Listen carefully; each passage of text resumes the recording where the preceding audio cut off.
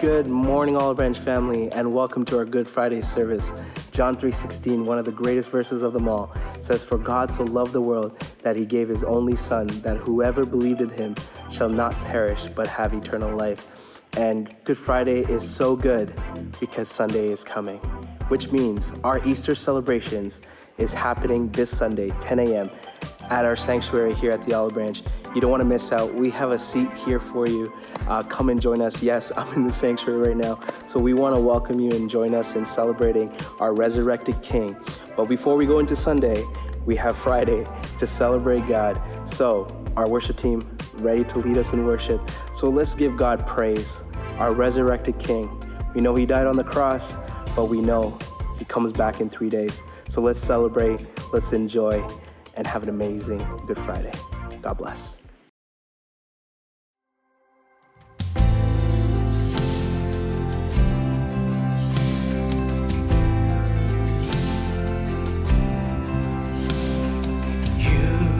From the sky, leaving heaven's throne. I was meant to die, you wouldn't let me go. The riches of your grace I could not afford. My guilt has been erased, now I'm forever yours. Know what a price you paid, trading the highest place. Lay down your crown for me, how great a king. From death life has begun, a garden from the grave, bursting through the night, yours is the victory. From death life has begun, a garden from the grave, bursting through the night, yours is the victory.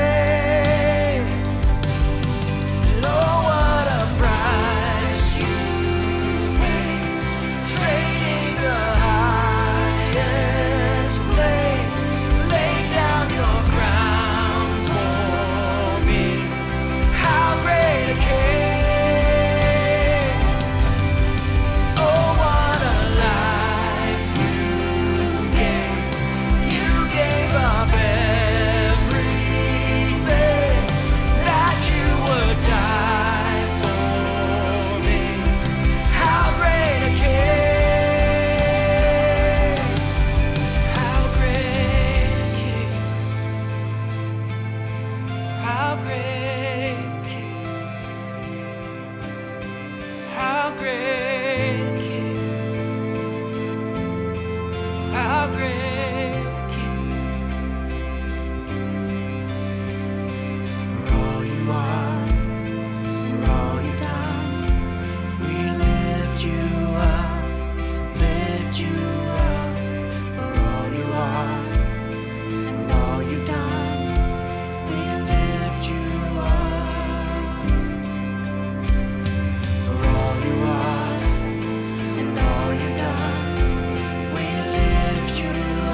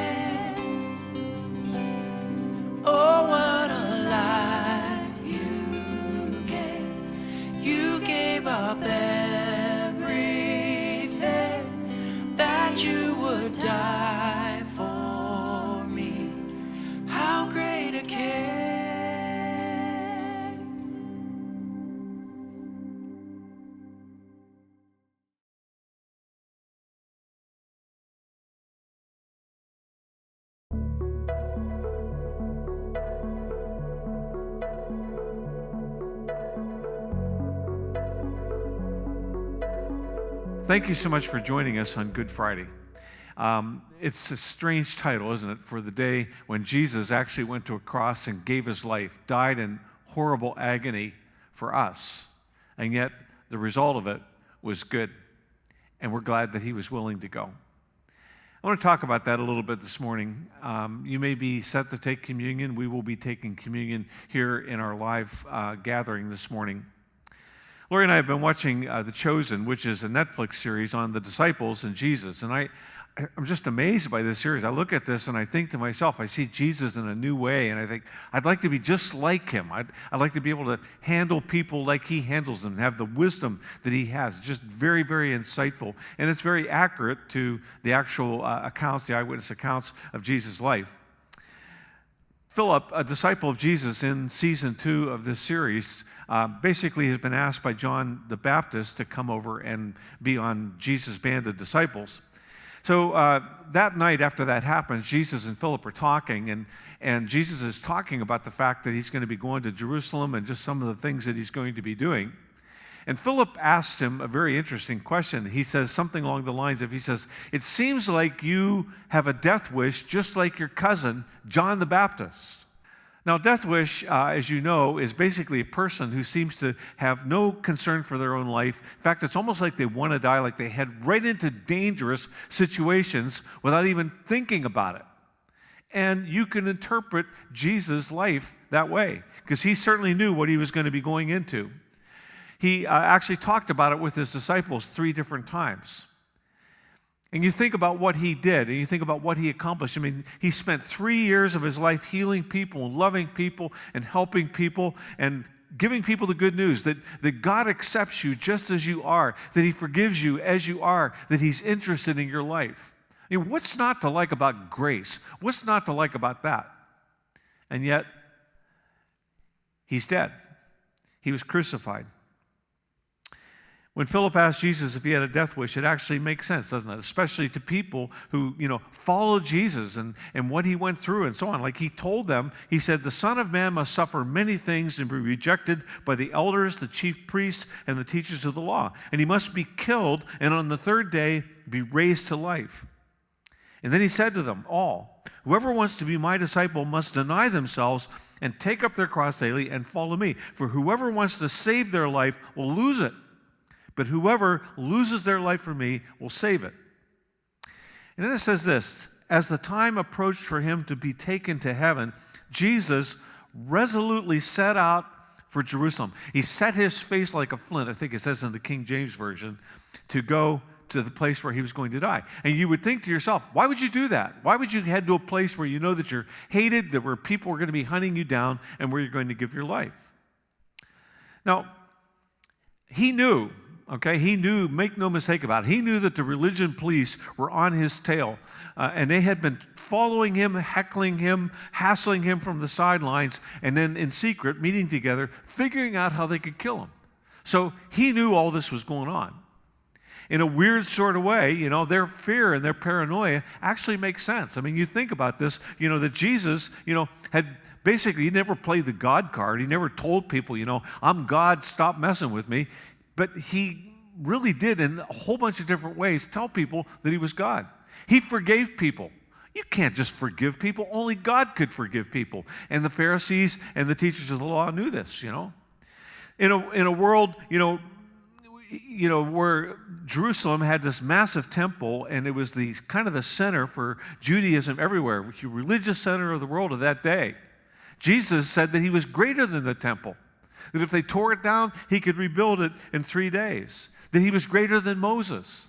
That's an outrageous thing to say. He claimed the title Son of Man, and that might escape some of you, which might think it just means that he knows he's human. But it comes straight out of the book of Daniel, where he declares himself to be the Ancient of Days, God himself. He claimed the title I Am. I mean, if you'll remember that, that's what the title that God used for himself when he gave Moses the law. He accepted worship from him. I mean, you could go on and on and on, and you can understand why they would be concerned. Because either Jesus was God, or he was crazy, or he just, wanted to die. One of those things. One of the most infuriating things that Jesus did was identify the Pharisees and the teachers of the law and the priests as hypocrites and posers. Now you think about doing that. These are some of the most powerful people of his day, and he said, you're hypocrites. Like you look really good on the outside, but on the inside, you're screwed up. You're really messed up. So he exposed them as hypocrites. I don't know if you are old enough to remember Milli Vanilli back in the 80s, I believe, kind of an R&B team. And what they found out was they actually got an award. They actually got a Grammy Award. And then they found out that these guys were lip syncing. And so they got exposed. They had to give their Grammy back. I mean, nobody likes that. And this is kind of the math on this kind of stuff, the way when it happens like that, is that when people have money and success and popularity, and everybody's telling them how wonderful they are, that leads to an ego. And this ego continues to grow. The more money, the more success, and the more popularity that they have. And what it really gets down to is, I need to be right. And when somebody tells you, not only are you not right, but you're fake, you're a poser, well, they're really angry. And there's some people, that would come up and look at what Jesus did and say, really, Jesus? I mean, really? Why would you kick the hornet's nest? I mean, what do you think was going to happen? When you mess with people who've got a big ego and lots of money and lots of popularity and success, they're going to come after you. And that's exactly what happened. So why did Jesus do it? Well, it wasn't his death wish, it was theirs. See, Jesus didn't go after these people recreationally. He was trying to give them a reality check so that they would turn from their stuff and understand that the inner part of them was rotten and it needed to be fixed. We once almost bought a house that externally looked great, very impressive, in many respects and so on. Until, before we signed, we had an inspector go through it. And there was all kinds of problems that the people building the house had tried to cover up. And you know that, don't you? Before you go out and buy a car, especially a used car, or before you buy fruit, before you buy anything, like if it's rotten at the core, it may look great on the outside, but you're going to be really disappointed with it. And Jesus was trying to get to them so that they would understand. They had this death wish. They were stuck on thinking that religion would save them when Jesus knew that it wouldn't. Jesus knew exactly what he was getting into. He knew that. He knew that he was going to get tortured to death and die. He knew that the best way to get somebody to hate you is to go after their success and to go after their ego. And so, again, Jesus was clear about the humiliation that he was going to go through. He says this, Jesus took the 12 aside and told them, we are going up to Jerusalem, and everything that is written by the prophets about the Son of Man will be fulfilled. He will be delivered over to the Gentiles. They will mock him, insult him, and spit on him, and they will flog him and kill him, and on the third day he will rise again. Now, Jesus knew what crucifixion was like. Where he lived in Nazareth, there was a community that was being built by the Romans and also by the king of that area, and it was just about 6 miles away. So this is a big, huge city, and Jesus had probably worked there. There had been a rebellion, and they crucified 2,000 Jews right out on the outskirts of that city. Jesus knew what these crucifixions looked like and what they smelled like. They were horrible. Being tortured to death is on no one's list. Nobody wants to be tortured to death. And Jesus knew it was coming. When he went up to the Garden of Gethsemane, at the top of the Mountain of Olives, that's the first time he asked his disciples to actually stay with them and pray with them and help him. It says they went to the olive grove called Gethsemane, and Jesus said, sit here while I go and pray. And he took Peter and James and John with him, and he became deeply troubled and distressed. He told them, my soul is crushed with grief to the point of death. Now, we know this happened and how bad it was because he suffered hematidrosis, which is basically bleeding from his sweat glands. In other words, the capillaries in his body burst, and they were actually flowing out of the pores in his body along with the sweat. He says, stay here and keep watch with me. He went on a little further and fell to the ground, and he prayed if it were possible that the awful hour awaiting him might pass him by. Nobody wants to suffer and die on a cross.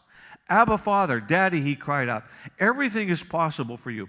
Please take this cup of suffering away from me. And yet I want your will to be done and not mine. Gives you some idea of what happened. And what happened in that garden is that Jesus faced his fear, and then he could move ahead. Because you find out that when, the mob came to pick him up, and his disciples were there, Jesus is able to just step right out in front, and he says, leave them alone. I'm the one you're looking for. Take me. And what you need to know is that there was absolutely nothing that was legal about the trial that he got sucked into. Everything that they did pretty much in that trial was illegal. It was illegal to meet for them to have court at night. It was illegal for them to hold the court in somebody's home, which is what they did. It's illegal, it's always illegal, to bribe witnesses to testify against somebody. It is illegal to call somebody to incriminate themselves with their own testimony, which is what they did. This wasn't a trial.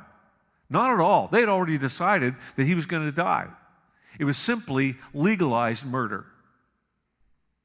And so the author of our faith, the one that we pray to, the one in whom we put our confidence, the center of everything that we believe in and hope for, walked right toward this, knowing that he was going to suffer and die. Next stop, Pilate, the Roman governor, in all accounts, became clear that, Pilate saw right through what the religious leaders were trying to do. And he declared Jesus not guilty. He says, I don't see any basis for, any crime against this guy. But they kept pestering him, and the crowd kept pestering him. And listen to what happens. Wanting to satisfy the crowd, Pilate released Barabbas to them, and he had Jesus flogged and handed him over to be crucified. Now, we just kind of throw that word out there, flogged. He was flogged, he was flogged. And we kind of look at it as like a bad spanking, I don't think we realize how gruesome this was. Like, when you watch The Passion of the Christ, I don't know if you've seen that movie that was basically produced by Mel Gibson, but I'll tell you, if I were to give you a detailed description of what actually happened to a person who was flogged, you probably wouldn't be able to take it. It was just that awful. What they would do is they took Jesus, as they did everybody that they flogged, and they bound his hands over his head, and then they tied his hands to a low stake so that he was bent over, he couldn't protect himself, couldn't protect his face.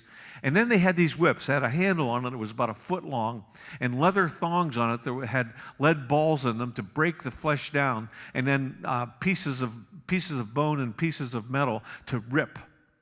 And what they would do is when they flogged somebody, they would have this person down, and then they would back up as far as they could, and then they would bring the whip down on them and then pull it. And the point was to literally rip the flesh off of somebody's back, which is what happened, to get them as close to death as possible without actually killing them. This was a horrible process. Sometimes people didn't survive at all. And then they didn't leave it at that, okay? Pilate's men, to have a little fun, they took him back to their headquarters, the guardhouse. They stripped him again, pulled the clothes off of him that were already clotted with the blood, and they put another robe on him. They pressed a crown of thorns on top of his head, had these inch-long curved thorns on them, put a staff in his hand, and then they proceeded to beat him with the staff, to punch him, to go through all of this stuff. And after he was beaten half to death, he was then hauled off to Pilate. He's standing there bleeding on the pavement. And Pilate says, well, here's the man. What do you want to do? Now, he didn't want to have anything to do with this. They demanded Jesus' crucifixion. So he publicly washed his hands, basically saying, I'm not going to have anything to do with this. But of course, he did. He's the one that sentenced Jesus to die. Jesus was then forced to carry the patibulum, which is the cross piece of the cross in which they died, and to carry it up to Golgotha, in other words, the place of the skull, and complete the cross. There was the up and down part there, and then they put the patibulum on it. And what they would do is they would nail a person's hands onto either side of this patibulum, and they would drive the nails through the wrist bones, and then they would hang them up on the cross. It was amazing. You think about the symbolism there where God came down to suffer and die for us so that his love would reach out to every person in the world. People sometimes throw out comments and so on, and when you have Jesus who's nailed to this cross, then they would put a single nail through both of the feet into the cross. And people say, well, maybe he just passed out, and then when they carried him off to the grave, he kind of woke up in the cool of the tomb and so on, and then he came out and convinced, his followers that he'd risen again. No, that's pretty ridiculous, really, when you figure that both of his hands would have been crippled because of the nails and his feet would have been crippled. Can you imagine Jesus hobbling into a room, with his disciples and, telling them that he'd just risen from the dead? That doesn't even make sense. Crucifixion was overseen by basically 4 Roman soldiers with a centurion there to make sure. So each person that was crucified had 4 soldiers that were working on this, nailing them to a cross and getting them up there. And the point was, you see, if the centurion's job was to make sure that they were dead, and if they weren't, if they somehow survived the cross, then they would have to pay for that with their own life. Another detail here, sometimes for artistic nuance, sometimes filmmakers will portray Jesus as being, 6 feet off the ground or 8 feet off the ground. Typically, when they crucified somebody, they would only be sometimes just inches from the ground because they wanted to humiliate them. They wanted people to come along and look them in the eyes and spit in their face and ridicule them. The point was to basically humiliate a person. Crucifixion was basically invented by the Greeks, but it was perfected by the Romans so that it would be the ultimate place of torture and humiliation. It wasn't execution. Everybody died on it, but the point was to humiliate, absolutely humiliate the person in the process. And this cross would be covered with the blood and the urine and the excrement of the person dying on it. You could many times smell a crucifixion before you actually got there and saw it. Humiliation was the worst part of it. Author of Hebrews says this, "Now let us run with perseverance the race marked out for us, fixing our eyes on Jesus." In other words, having our face set toward Jesus, the pioneer and the perfecter of our faith. "For the joy set out before him, he endured the cross, scorning its shame, and sat down at the right hand of the throne of God." And you need to know, Jesus wasn't a wimp. Sometimes, artists from, centuries past, they portray him being this kind of pale-faced, Jesus, kind of skinny arms and so on. Jesus, you have to understand, was a tecton. That means he's a carpenter. He was a construction worker. He carried wood and carried stone 12 hours a day. So probably not a wimp. And when you shook his hand, it would feel like leather because it was so tough. And what's interesting about Jesus, too, is that they didn't have to chase him. They didn't have to run off to Egypt and capture him, They didn't have to catch him before he got on a ship at Caesarea and sailed off to Spain or to Greece. And he scorned the shame. Like it didn't matter. He was being called a fake Messiah. He was being called a failure. He was slapped and knocked around. As he hung on the cross for the last 6 hours of his life, he said little, mainly because to actually talk, a person had to push up through the nail that was through both of their feet to get some air into their lungs and actually say something. Jesus said a few words. He said, "Father, forgive them because they don't know what they're doing." This was as they were pounding the nails through his wrists. Who does that? Jesus says to the thief next to him on the cross, who deserved what he was getting, when he asked for mercy, Jesus said, "Today you will be with me in paradise." It's called grace. Jesus saw his mother right down front, right in front of him as he hung there on the cross. And he said to John, he said, "Here is your mother." And he said to his mother, "Here is your son," making sure that she would be taken care of, thinking about other people. And he said to his father, my God, why have you forsaken me?" And if you've ever felt like you've been in a tough place and God is nowhere around, you can identify with Jesus' words. Something else there, though, if you look that up in the Bible, it's found in Psalm 22, where there's a description of crucifixion 800 years before they even invented it. Fascinating passage. Jesus said, "I am thirsty." When you lose blood, when you're in shock, that's what happens. He's very human. It wasn't like he didn't become superhuman, and kind of fake it there on the cross. He actually died. He was thirsty. And then he said, "It's finished." It is finished. Tetelestai is the actual Greek word that's used here, and that's what they many times would print at the bottom of a receipt once a debt had been paid in full. In other words, it is finished. I've completed it. It's been paid in full for every person who needs their sins forgiven. And then his final words, "Father, into your hands, I commit my spirit." It's what Jesus had said. He said, "No one takes my life from me. I willingly give it." And that's what he did that day. Today, exactly 1,993 years ago, Jesus died, somewhere between 3 and 4 p.m. in the afternoon. and he was dead. His eyes glazed over and stayed open like dead people's do. His body began to stiffen by the minute. The bleeding stopped, and the dripping of the blood into the dirt actually ceased. And then it was all disturbed by an earthquake that took place according. The sky was dark. I mean, it was not a good scene. And the people who had loved him, and the people who had walked with him, and the people who had supported him were huddled there at the cross, wondering how this fit. How this fit with everything that they knew about Jesus. How for Mary this fit with what Gabriel had said about him back when everything started. Now, as you know, this ends really well. We all know that Easter's coming. It's Friday, but Easter's coming. And we're here. We're even here because of the fact that Jesus' death ended in a way that proved that he wasn't a fake. He wasn't a failure. He wasn't a poser or a hypocrite. He really was who he claimed to be. And Jesus' words about himself are really clear. You know, they will mock him, insult him, and spit on him, and they will flog him and kill him. And they'd all seen that part, you know, in gruesome detail. What they had not picked up on, though, was Jesus' next 8 words, you know. On the third day, he will rise again. And somehow they missed that. It was totally unexpected when Jesus came out of the grave. Jesus fulfilled the very prophecy that he'd made about himself, about how he would die. And I'll tell you, if somebody can tell you when they're going to die, how they're going to die, who's going to make it happen, and when they're going to walk out of the grave, you got to believe what they have to say, because nobody has ever done that before. Jesus didn't have a death wish. Jesus had a life wish. Jesus did this so we could have life. That's what he had. Jesus rose again from the dead, and we're going to talk about that obviously on Sunday, April 9th, 30 AD. That's a fact, okay? That's historical. You know, do the research on it, and the question is, what are you going to do about it?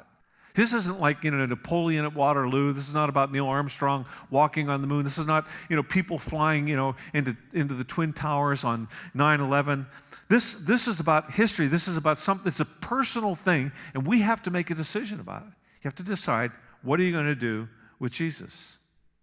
People who mocked Jesus, including the criminals, said he saved others, but he couldn't save himself. He could have saved himself. He chose not to. He chose to save us instead. That was the point of what he was doing. Not to spare his own life, but to spare our lives. You understand it, right? To receive grace, what he did for us, is the only thing that gets us into heaven. To refuse grace, to refuse what Jesus has done, is the only thing that will keep you out of heaven. And that's the choice that you and I have to make. We have to make a choice.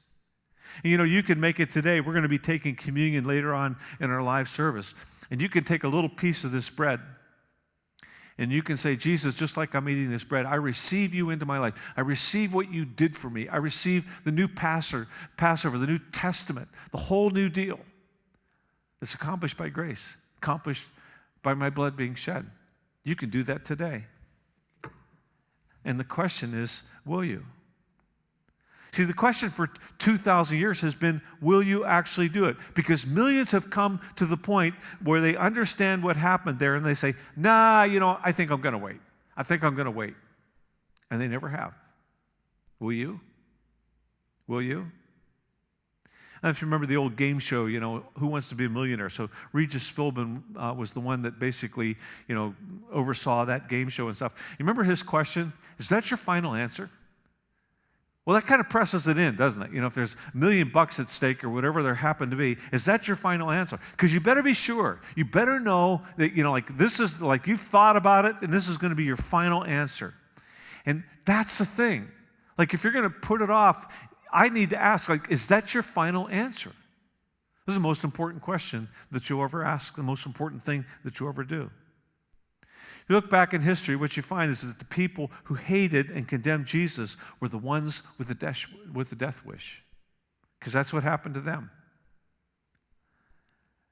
I mean, when somebody leaves a trail of healed people behind them, when Jesus heals lepers, that people, you know, nobody could heal a leper. Nobody could give their face back to them or their hands back to them. When a person, you know, all they do with their lives is love and do good for other people. When a person raises a guy who's been dead for 4 days, and is already deteriorating in the grave, what do you do with that? What do you do with that? You understand, right? When you choose not to believe, when you choose to ignore evidence that doesn't fit your plan or doesn't fit your ego, it's a death wish. It's just like somebody, ignores an, MRI, and stuff, and that tells them that they got cancer growing in their body. They say, I don't think so.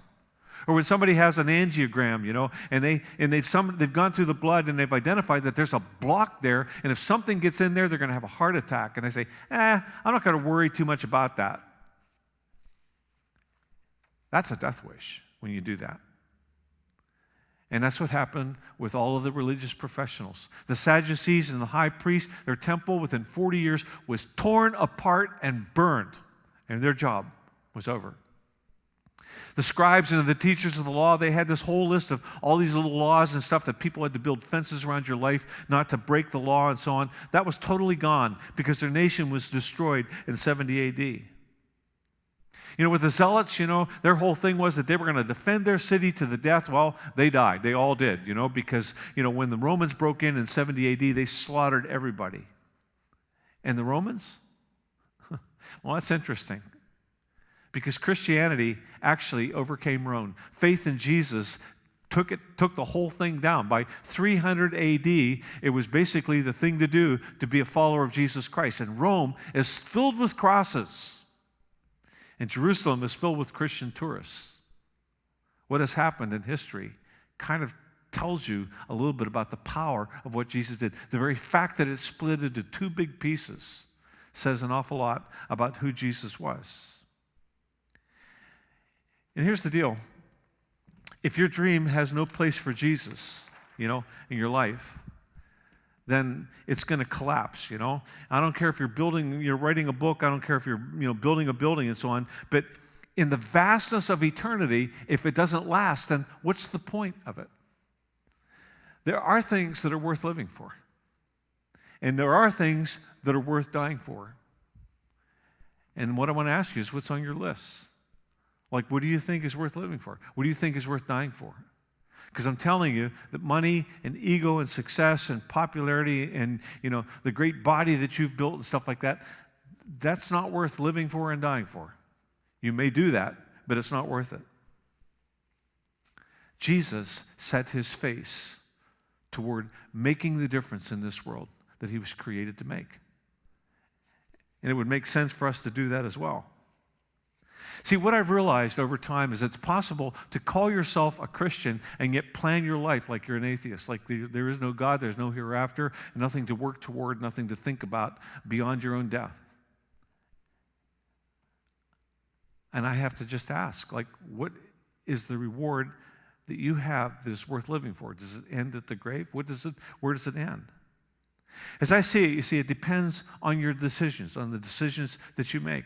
It depends on the path that you and I take. And there are two paths, as I see it. One path that Jesus talked about when he told them what was going to happen to him, he says, you need to give your life. You need to be willing to lay your life on the line. The other path is to save your life. And you and I have to decide, if you're going to save your life, what are you saving it for? Like what's the point? Are you saving it out of fear for what's going to happen? What are you saving your life for? And the point is that both of these paths have root systems, you see. The point of giving your life is rooted in faith, believing in God, believing in something that is bigger than yourself. Save my life also has a root system, and I'm telling you, it's rooted in fear. And I don't think that's where you want to be. Faith or fear, that's what it really boils down to. And the question is really simple. Which path are you on? And is that your final answer? Let's pray. Jesus, we thank you for giving your life to us. We thank you that you are willing to face your own death and your own torture and execution for something that was way bigger than just preserving your life, which is us. You gave your life so that we could have life. Thank you for what you've done. In Jesus' name, amen. Choose a path, see what God does, And we will see you on the other side of this on Easter. God bless you.